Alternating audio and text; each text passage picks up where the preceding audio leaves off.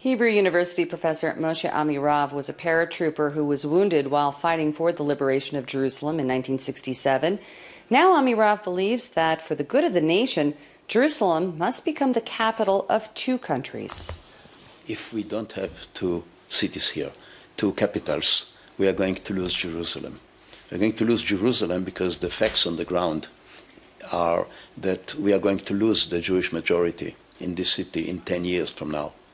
We are going to actually lose the elite of the Israelis who are leaving now Jerusalem. In the day of Jerusalem, we have to understand that in the last 10 years, 200,000 Jews left Jerusalem to the settlements, to Tel Aviv, to Haifa. So this city is becoming a deserted city, and we have to stop this process.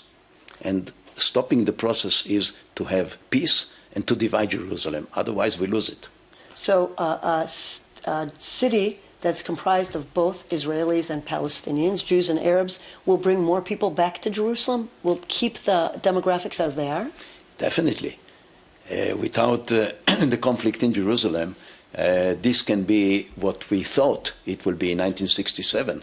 When I was a young paratrooper fighting in Jerusalem and we liberated the city, we believed that it's going to be the New York of the Middle East, that this is going to be the center of the area economically.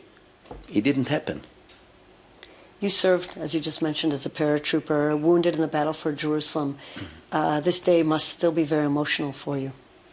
Yes, whatever has to do with Jerusalem, I, as one who liberated the city and was very excited about it, and I was wounded, and I carry with me a mark or a memory of this war. This was in my head when I was wounded as a paratrooper there.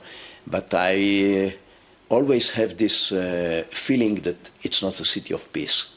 This is the city that knew more wars than any other city in the world.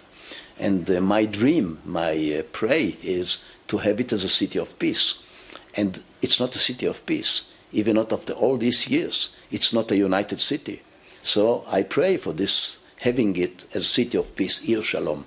And this will be only if we can be courageous enough to divide the city, have peace with the Palestinians, and let them have in their neighborhoods, which consist today of 300,000 Palestinians, the Arab neighborhoods, and we don't need it at all.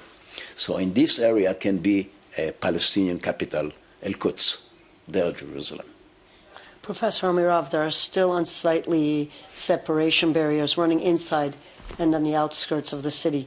Can you envision, and under what circumstances, that the walls could come tumbling down?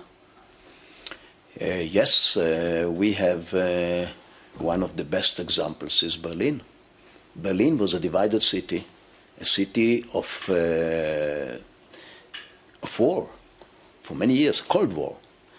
Jerusalem today is a city in a war, in a Cold War. I believe that we can, if we have peace with the Palestinians, and we will have to divide the country, the land of Israel, and we will be ready to divide the city, I think this can be a marvelous place for people. People will come from all over the world. People who believe, the believers, Christians, Muslims, will come here. By the way, I'm a believer. I'm not religious, but I'm a believer. So I believe that peace is possible. I'm fighting for it for the last 30 years, and I believe it will come sooner than we think. What an optimistic outlook. Thank you so much, Professor Amirav. Thank you. And then there are those for